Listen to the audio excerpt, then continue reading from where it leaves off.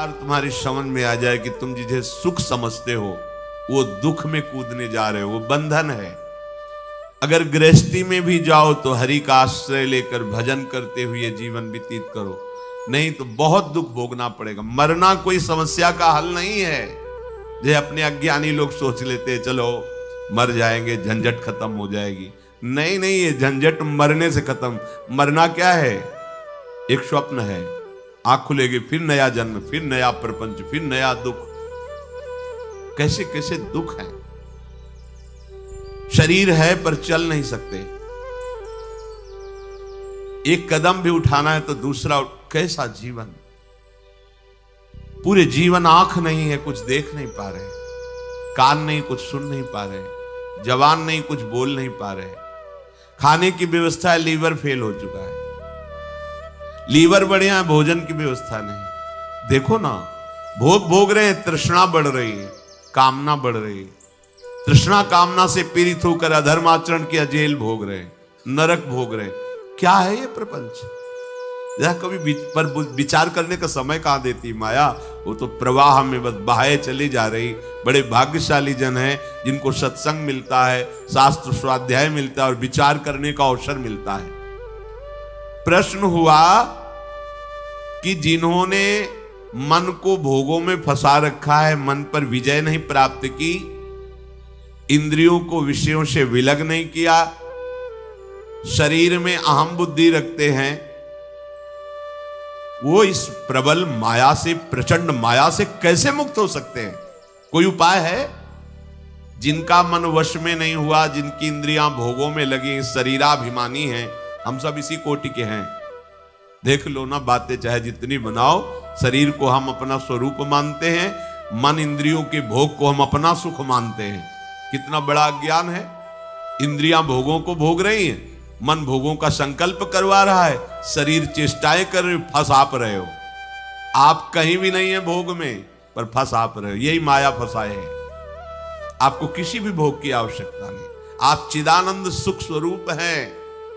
ये भुला देना ये माया कार्य है, और ये स्मृति आ जाना भक्ति का कार्य है, ज्ञान का कार्य है। गीता सुनने के बाद नष्टो मोहा स्मृति लब्धा, अपने स्वरूप की स्मृति आ गई, भगवत स्मृति जागृत हो गई। तो इनका कैसे माया से मोक्ष हो सकता है?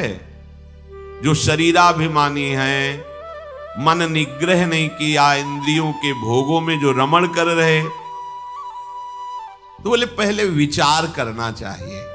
विचार शब्द सबसे पहले आया है। अच्छा, ये विचार कहां से प्रकट होता है? ये विवेक से होता है। विवेक से विचार होता है। बुद्धि तो बेकार की बात है। यही तो हमें फंसाया है बुद्धि। यही तो निश्चय करती इसमें नहीं, उसमें सुख है, वहां उस पद में सुख है, उस संपत्ति में। यही तो बेईमानी कर रही बुद्धि। अब बुद्धि के ऊपर कोई बैठे तब समझ में आए, वो है विवेक। और ये विवेक केवल साधु संग से मिलता है। बिन सत्संग विवेक न होई, और सत्संग केवल भगवत कृपा से मिलता है। ये आपके प्रयास से नहीं, आपके भाग्य से नहीं है। बिनु सत्संग विवेक न होई, और राम कृपा बिनु सुलभ न सोई। सत्संग मिल गया, मानो हमारे ऊपर भगवान की विशेष कृपा हो गई। अब इस विशेष कृपा में विवेक जागृत होता है, फिर उससे विचार होता है। कहते विचार करके देखें कि ये जो स्त्री पुरुष का आकर्षण है, अनादिकाल से ये चला आ रहा है। प्रकृति का पुरुष के प्रति आकर्षण, ये संसारी मनुष्य इसी आकर्षण में सुख की भावना से दुख में बंधता चला जाता है। बहुत बड़ी विचित्र लीला भगवान की है। बहुत, इसीलिए चूंकि जो जिनका विवेक जागृत हो, देख के वो कांप जाते हैं। कितनी विचित्र लीला है। किसी एक जगह साधक रहते थे, भ्रमण के समय की बात है। दोष दृष्टि मत करना, माया का प्रभाव ही ऐसा है। अगर आप चूक करेंगे तो आप चले जाएंगे, हम चूक करेंगे तो हम चले जाएंगे। चूक नहीं होनी चाहिए। चूक का मतलब आज्ञा उल्लंघन, शास्त्र आज्ञा उल्लंघन, गुरु आज्ञा उल्लंघन। ये चूक है, ये आपको ले जाएगी। भक्तों के संग से ऐसी घनीभूत भक्ति, घनीभूत जिनमें कहीं भी पोलापन नहीं है, ठोस। घन कहते हैं ठोस को। अगर घनीभूत भक्ति है तो भक्तों की कृपा से जागृत होती है। भक्तों की कृपा का स्वरूप उनके वचनों के अनुसार चलना। अगर घनीभूत भक्ति नहीं, उसमें पुलापन है, तो फिर गिरने के चांस है। एकांत जंगल में वो रहते थे, पूरे आश्रम में अकेले 2, 4, 10 लोग दिन में आ जाते थे शाम के लिए। वहां एक पागल शरीर वाली स्त्री दरवाजे पे गेट के ऐसी, उनको दया आई। सर्दी का समय था, अंदर कर लिया, भोजन पवाया। साधु का हृदय ही ऐसा होता है। पर दया बिना साधु कसाई, और दया करी तो आफत आई। दोनों बातें ध्यान रखनी चाहिए। दया अगर भगवत स्मृति चल रही है तो तुम्हारी ठीक है, और अगर भगवत स्मृति में बाधा पड़ जाए तो दया छोड़ के तुरंत भाग पड़ना चाहिए। याद संभालनी चाहिए। याद गई तो दया फंसा देगी, बस ध्यान रखना। यही दया फंसा दिया भरत जी को। भगवान की याद भूल गए, हिरण की याद आ गई। अब दया खतरनाक हो गई। दया नहीं तो साधु कैसा? दया बिना साधु कसाई, और दया करी तो आफत आई। ध्यान रखना। भगवान भी सावधान कहते हैं, करुणा करो सब पे, दया पर निर्मम होकर ममता नहीं होनी चाहिए। अगर ममता हुई तो चूक हो गई, फिर तो गए। अब उनको ऐसा करना चाहिए, कंबल दे देते, भोजन दे देते, उसको विदा कर देते, पर ऐसा नहीं हुआ। त्रुटि हो गई। धीरे धीरे वो वहीं रहने लगे। कुछ समय बाद मार्ग भ्रष्ट हो गए, भागना पड़ा वहां से। ये क्या? किसी भी रूप में माया शक्ति है। दया, करुणा, सेवा, भावना, सावधान। अगर विवेक है, विचार है, तो आज्ञा पर चलो। शास्त्र आज्ञा पर चलोगे, कहीं कोई बाल बांका नहीं। शास्त्र आज्ञा करता है, बलवान इंद्रिय ग्रामो विद्वानमपि कर्षति। इंद्रियां बड़ी बलवान हैं, बड़े बड़े ज्ञानियों को, विद्वानों को भी विषयों में फंसा देती हैं। इसलिए परस्पर प्रकृति पुरुष के आकर्षण से उपासक जो बचने के लिए चला है, उसे एकांत में कभी संभाषण या किसी भी तरह की एकांतिक वृत्ति परस्पर आकर्षण वाले शरीर के साथ स्वीकार नहीं करनी चाहिए, नहीं तो बंध जाएगा। देखो ना, सुख की प्राप्ति के लिए वो चेष्टा करता है और उससे बड़े बड़े दुखों का सामना करना पड़ता है। जो पुरुष भगवान की इस माया से पार जाना चाहता है, उसको ये विचार करना चाहिए कि मैं सारी चेष्टाएं सुख के लिए कर रहा हूं, फिर मुझे दुख क्यों भोगना पड़ रहा है। ये बात बहुत सुंदर बात। कर्मण्यारभमाणानाम दुख हत्यै सुखाय च। मैं तो कर्म जितने भी कर रहा हूं सुख के लिए कर रहा हूं, फिर मुझे दुख क्यों भोगना पड़ रहा है। इसका मतलब जिसे हम सुख समझ रहे हैं वो दुख है। दुखालयम, भगवान कह रहे दुख योनयः, इससे प्रकट ही दुख होता है। देखो, विचार करना चाहिए। नित्यार्तिदेन वित्तेन दुर्लभे नात्म मृत्युना गृहापत्याप्त पशुभिः का प्रीति साधितैश्चलैः। एक धन को ले लो, इसमें हमारी सुख बुद्धि हो गई, दिन दिन इसको बढ़ाने की अंदर लालसा बढ़ी। अब चाहे पाप से कमाई हो, चाहे हिंसा से, चाहे बेविचार से। अक्षरशः सत्य है, अपने हृदय को नाप के देख लेना, शास्त्र है। इसके पाने के लिए बड़ी बड़ी कठिन क्रियाएं, दुखद क्रियाएं करता है। इसी बात से तो घृणा हुई थी पिंगला जी को। जनकपुरी में, विदेहराज की नगरी में ये वैश्यावृत्ति करती थी। अपने शरीर को बेच करके धन कमाना। शरीर को सजा करके दरवाजे पे बैठी, जो व्यक्ति आता सोचती मेरे ही पास आ रहा है, मुझे धन प्रदान करेगा। 12 बज गए रात्रि तक कोई नहीं आया। हर व्यक्ति को इसी भावना से देखती, जल गया हृदय। एकांत से धिक्कार है मेरे इस जीवन को।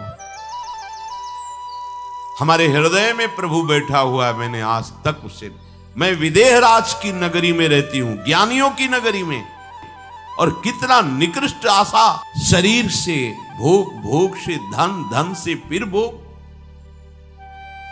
अब नहीं, देखो इतनी महान हो गई कि भगवान दत्तात्रेय जी ने 24 गुरुओं में एक गुरु पिंगला जी को भी माना, और चतुरासी जी जैसे रस समुद्र ग्रंथ में, वाणी जी में महाप्रभु ने पिंगला का उदाहरण दिया।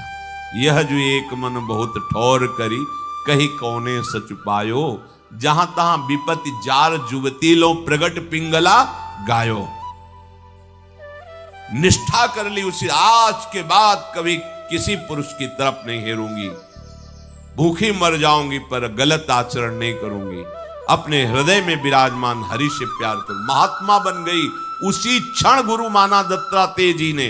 दत्तात्रेय जी जैसे अवधूत महापुरुष ने तत्काल पिंगला जी के चरणों में नमन करके गुरु भाव स्वीकार किया। आशा ही परमम दुखम, नैरास्यम परमम सुखम। इसे एक और संकेत मिलता है, कल तक बेविचारी रहा है तुम्हारी दृष्टि में, हो सकता है कि बेविचारी है, और आज कितनी ऊंचाई पर चढ़ गया तुम नहीं जान सकते। उसने संकल्प कर लिया, निष्ठा कर ली, सब खत्म। तुम्हें लगेगा ये कल वाला है, नहीं नहीं, हाँ, ऐसा दोष दर्शन करने पर तुम्हारा पतन हो जाएगा। आंतरिक आध्यात्मिक भूमिका कब बढ़ गई तुम्हें क्या पता चला? हरि गुरु कृपा से कितनी ऊंचाई पर बैठ गया तुम्हें क्या पता चला? देखो ना, पिंगला अभी तक वैश्या थी और अभी निर्णय किया, और अभी गुरु बना लिया दत्तात्रेय जी ने 24 गुरुओं में, और उसका महामहिम स्वरूप भगवान वर्णन कर रहे हैं, हरिवंश महाप्रभु वर्णन कर रहे हैं, पिंगला का उदाहरण दे रहे हैं। तो जो इस आकर्षण में, इस सृष्टि का सबसे बड़ा आकर्षण है परस्पर शरीर आकर्षण, इस आकर्षण में जो फंस जाता है उसका अंतिम फाइनल मृत्यु रूप भयानक कष्ट, और जीते जी अपने आप को भूल करके माया मृग बन जाना, अर्थात काम के अधीन होकर पूरा जीवन दुख में व्यतीत करना। घर, पुत्र, स्वजन, संबंधी, पशुधन, ये सब अनित्य, नाशवान, भुलावे वाला। कैसा भुलावे वाला? भले है ना 1 करोड़ रुपया बैंक में जमा है, भले है हमारा परिवार है, हमारे पास जमीन है, हमारे, इसी के चिंतन में तुम्हारा पूरा जीवन निकल जाएगा। जो वास्तविक धन श्री हरिनाम, राधा नाम, उससे अछूते रह गए, ठगे गए। एक घर, स्वजन, धन, पशु, मित्र आदि ने ठग लिया तुम्हें। माया ने इनका रूप धारण करके भगवत भजन नहीं करने दिया तुम्हें, ठगे गए तुम। बराबर जन्म मृत्यु, प्रलय, महाप्रलय सब भोगने पड़ेंगे।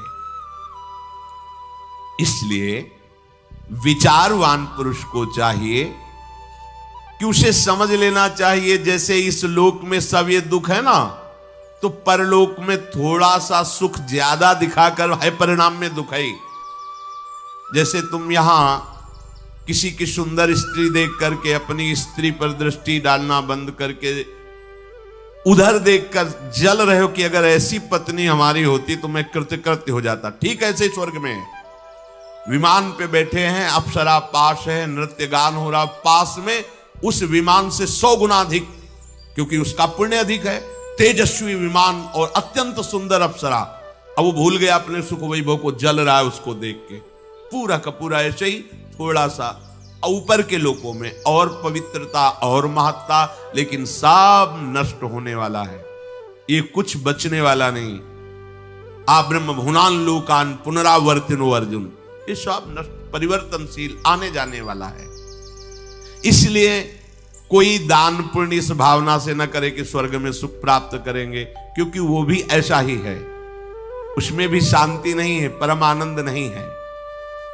क्या करे? तो मेरा अब पतन ना हो, नाश ना हो, भय से मैं मुक्त हो जाऊं, इसके लिए तस्मात् गुरुम प्रपद्येत जिज्ञासु श्रेय उत्तमम शाब्दे परे च निष्णातम ब्रह्मण्युपशमाश्रयम्। अब उस विचारवान पुरुष को चाहिए कि वो गुरुदेव की खोज करे।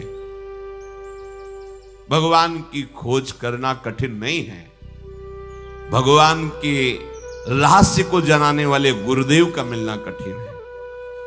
महत्संगस्तु सुदुर्लभ हो, अपने लिए तो कह रहे अनन्य चेता सततम यो माम स्मृति नित्य सहा तस्याहम सुलभा, मैं सुलभ हूं, पर वासुदेवा सर्वमिति समहात्मा दुर्लभा सुदुर्लभा। मैं सुलभ हूं पर महात्मा दुर्लभ है। अगर महात्मा मिल जाए तो अनन्य चित्त होने में देर नहीं लगेगी। तात स्वर्ग अपवर्ग सुख धरी तुलाए कंग, तूलन ताय सकल मिली जो सुख लव सत्संग। गुरु की खोज करनी चाहिए। कैसे करनी चाहिए? पहले उस अव्यक्त गुरु से प्रार्थना करनी चाहिए, परमात्मा से, ईश्वर से, प्रभु से, हे नाथ आप हमें गुरुदेव रूप से मिले। मैं नहीं जानता कौन गुरुदेव है, कैसे होने चाहिए। इतना ज्ञान विद्यार्थी को क्या ज्ञान कि कौन टीचर किस स्थिति में है, कितना प्रवीण है, वो तो विद्यार्थी है बेचारा। हाँ, प्रिंसिपल जान सकता है, जो टीचरों के ऊपर अधिकारी, इनमें से कौन सा प्रवीण है, कौन किस कोटि का, किस स्थिति का। ऐसे ही सब गुरुओं के परम गुरु जगत गुरु भगवान श्री कृष्ण है। सबसे पहले प्रभु से प्रार्थना करे कि गुरु के बिना ज्ञान नहीं, परम पद नहीं, मोक्ष नहीं, मोक्ष मूलम गुरु कृपा। तो हे नाथ आप कृपा करके गुरु रूप से मुझे स्वीकार करें। मैं आपका शरणागत हूं, आप गुरु रूप से आवे और मुझ शरणागत को स्वीकार करें। दीन बंधु मैं कहां खोजूं, या आप मुझे पहुंचा दीजिए या आप गुरु स्वरूप से आकर मुझे स्वीकार कर लीजिए। जब आप ऐसी हृदय से प्रार्थना करेंगे तो आपको गुरु मिल जाएंगे, या तो आपको पहुंचा दिया जाएगा उनके पास, और उनके पास जाते ही आपको लगेगा हमारी खोज पूर्ण हो गई, जो मैं चाहता था विश्राम मिल गया। कैसे होने चाहिए गुरुदेव? शाब्दे परे च निष्णातम, शास्त्र ज्ञान से पूर्ण होना चाहिए, और ब्रह्मण्युप समाश्रयम, भगवत प्राप्त होना चाहिए, ब्रह्मबोध होना चाहिए। अगर ब्रह्मबोध है और शास्त्रों का जो ज्ञान है शाब्दिक वो नहीं, तो अपने शिष्य को समझा नहीं पाएंगे। शब्दों का बहुत अच्छा ज्ञान है लेकिन ब्रह्मबोध नहीं, अनुभूति नहीं है, तो शिष्य का कल्याण नहीं कर पाएंगे। इसलिए दोनों बात होनी चाहिए। शाब्दे परे च निष्णातम, शब्द ब्रह्म अर्थात शास्त्रों के पारदर्शी विद्वान, और ब्रह्मण्युप समाश्रयम, ब्रह्मबोध संपन्न अर्थात भगवत तत्व का अनुभव किए हुए हों, ऐसे गुरुदेव का आश्रय ले ले। तत्र भागवतान धर्मान शिक्षेत गुरुआत्म दैवतः, अमाययानुवृत्त्या तुष्येदात्मान मदोहरि। शिष्य को चाहिए कि अपने गुरुदेव को ही अपना परम प्रीतम मान करके, सवाल हल हो जाएगा। शिष्य को चाहिए कि अपने गुरुदेव को अपना परम प्रीतम मान करके, अपनी आत्मा मान करके, अपना इष्ट देव मान करके निष्कपट भाव से गुरुदेव की सेवा करे, गुरुदेव के समीप रहने की आकांक्षा करे। समीप रहने का भाव उनकी आज्ञा में रहना। आप यहां जैसे 1000 कोस दूर रहते हैं पर अपने गुरु की आज्ञा में रहते हैं, तो आप गुरु के समीप हैं। आप गुरु के शरीर के समीप रहते हैं पर आज्ञा उल्लंघन करते हैं, तो आप गुरु से बहुत दूर हैं। ये बात ध्यान रखना। ये मायाकृत बात नहीं है कि शरीर के समीप हो तो आप गुरुदेव के समीप हो, नहीं। गुरुदेव की आज्ञा का पालन करते हो, बहुत दूर हो तो गुरुदेव के समीप हो, और गुरुदेव की आज्ञा का उल्लंघन करते हो तो शरीर के समीप रहते हुए भी आप बहुत दूर हैं गुरुदेव से। गुरुदेव की निष्कपट भाव से सेवा, गुरुदेव के पैर दबाना, वस्त्र प्रक्षालन करना, भोजन देना, ये सब एक अंग है सेवा का। इसे पूर्ण सेवा नहीं कहते। पूर्ण सेवा कहते हैं गुरुदेव की आज्ञा में जीवन समर्पित कर देना।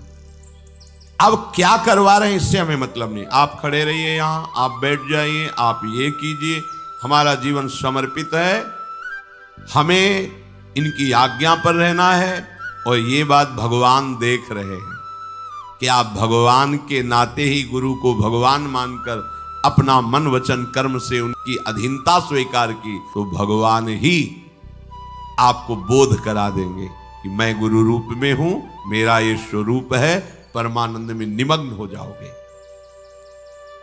गुरु की जब कोई इस तरह से आराधना करता है तो गुरुदेव उसे भक्ति की क्रियात्मक शिक्षा देते हैं।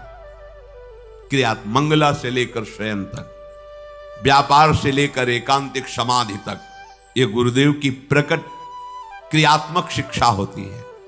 आप केवल चित्त को समर्पित कीजिए, गुरुदेव में सब प्रकाशित हो जाएगा, प्रश्न करने की जरूरत नहीं पड़ेगी, उत्तर ही उत्तर आपके हृदय में रहेगा, प्रश्न खत्म हो जाएंगे। हम जब तक अपना अलगाव रखते हैं तब तक प्रश्न होता है, जब अलगाव खत्म हो जाता है तो उत्तर आके विराजमान हो जाता है, प्रश्न की जरूरत नहीं पड़ती। गुरुदेव का आश्रय लेने वाले शिष्य को चाहिए सर्वतो मनसो असंगमादौ संगम च साधुषु दयाम मैत्रीम प्रशयम च भूते श्रद्धा यथोचितम। अपने शरीर से, अपनी संतान से, अपने पारिवारिक जनों से गुरुदेव की कृपा शक्ति से अनासक्त होना सीखे, माया मुक्त होने के लिए। यही हम फेल होते हैं। यदि माया मुक्त होना है, गुरुदेव की शरण ली है, गुरुदेव का आश्रय लिया है, तो आपकी अनासक्ति बढ़नी चाहिए। कहां? शरीर से अनासक्त, पुत्रों से अनासक्त, परिवार के संबंधों से अनासक्त। अनासक्त का मतलब बाबा जी बन जाना नहीं होता है, ये अंदर की बात होती है।